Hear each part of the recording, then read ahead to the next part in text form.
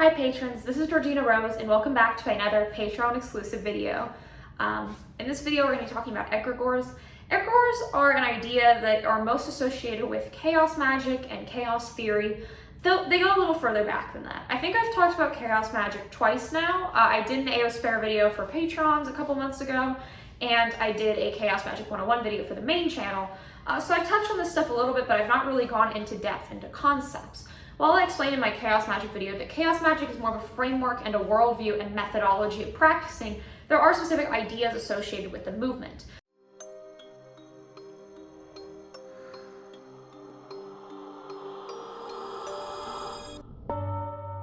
So, as I talked about in my Aospare video, Chaos Magic really emerges from Austin Osman Spare, a sort of who I call a proto-chaos magician from the 1950s, who's a student of Aleister Crowley and was very close with Kenneth Grant. And from his ideas came out Chaos Magic, which really boomed in the 70s and into the 90s.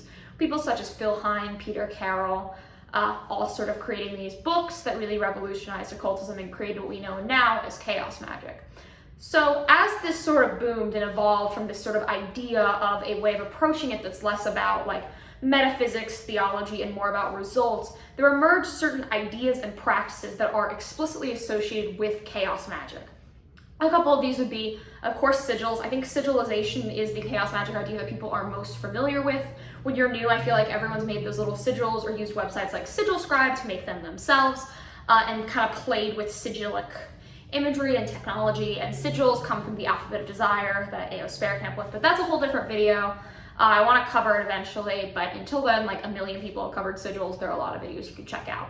As well, there's this idea of thought form. So, as Chaos Magic really teaches that your mind creates your reality and that everything is allowed and there are no real rules, it's all about the technology of the mind, clearly that implies that the mind shapes reality. So what we think impacts the world outside of us, just like how we've talked about the microcosm and the macrocosm idea, which is that when you do a ritual, you create a small space, and what is done in that small space is mirrored in the wider universe, which is the justification for astrology, right? The reason why astrology works is not because of the planets' movement, it's because the planets' movement are a mirror of what's happening on our individual levels, as above, so below. So just like that, if you think that works and you're a less theistic person, as a lot of chaos magic is less traditionally theistic, you believe that the mind has a lot of power and the mind can create a reality and create results.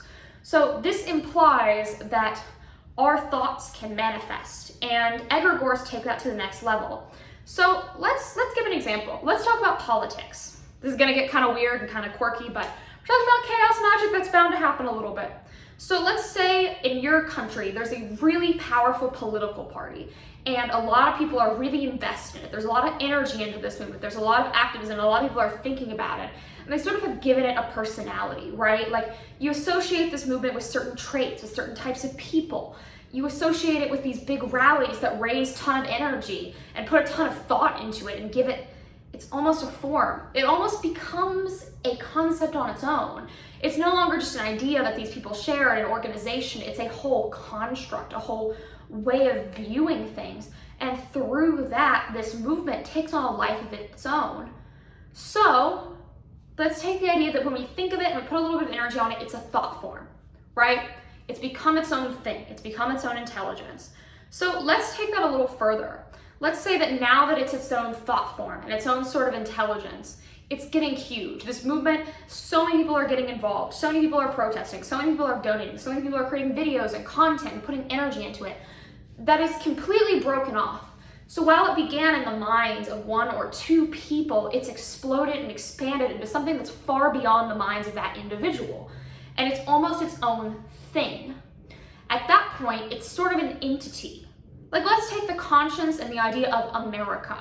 When you think of America, you think of a lot of things. You think of freedom, liberty, you think of those annoying shirtless people outside truck stops waving flags. That's what you think of, right? It's like America is not an idea, but a thing, you know? It's its own existence, its own concept, its own intelligence. And so the idea of the egregore is the idea that all of this, when it becomes so large, it becomes its own being. It becomes its own entity. And so chaos magicians really believe that gods work in a similar way. If you looked at Jung's idea of the archetype and have assigned archetypal thoughts to gods and been like, oh, these gods fit within this archetype, you're kind of getting the idea of the egregore. An interesting idea I saw is about Lilith. In the Jewish lore, Lilith is a demon. She kills babies, she's terrifying, she's murderous.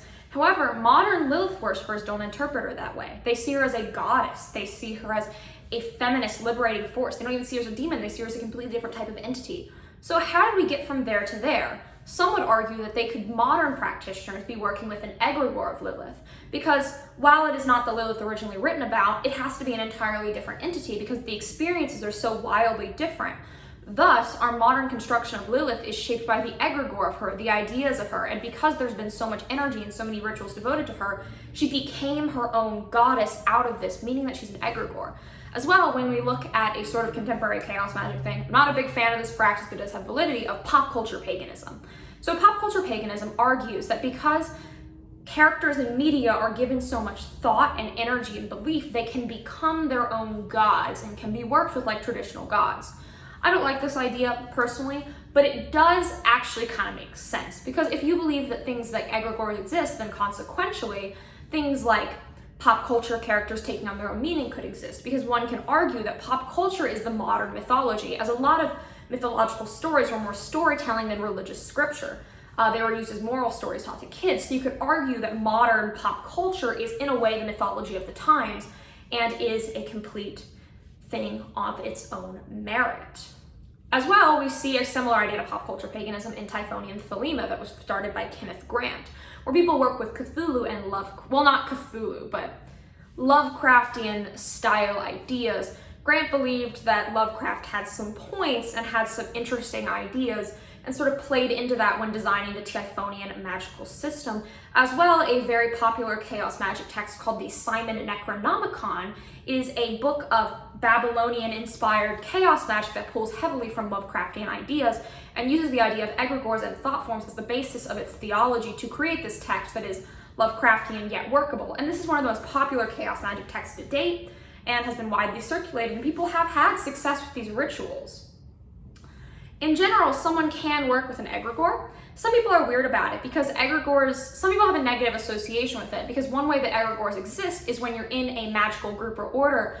There's sort of an egregore to the group. So when you work heavily within a specific group setting, you are in a way feeding that egregore. And so because of that, people have an association with egregores being almost parasitic, because these orders where you take these oaths or whatever, you kind of tie yourself to the egregore of the group.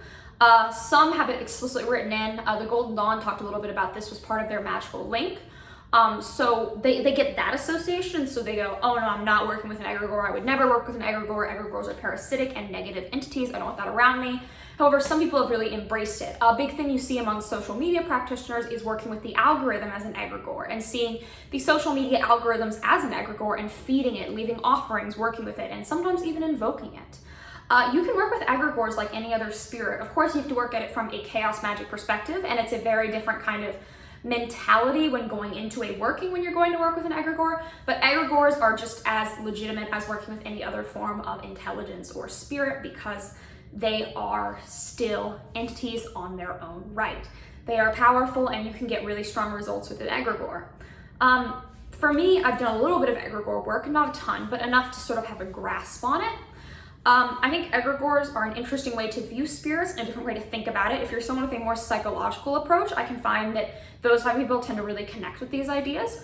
If you want to start working with one, work with one that affects your life. Like, let's say you work in finance, work with the egregore of the economy. If you're really into cryptocurrency, as there's kind of an emerging occultist crypto overlap group, work with the egregore of the crypto that you're working with. Work with the egregore of an NFT or a Bitcoin. In general, just try it. It's one of those more experimental types of magic, and it's a newer idea, so people have been doing it for less time.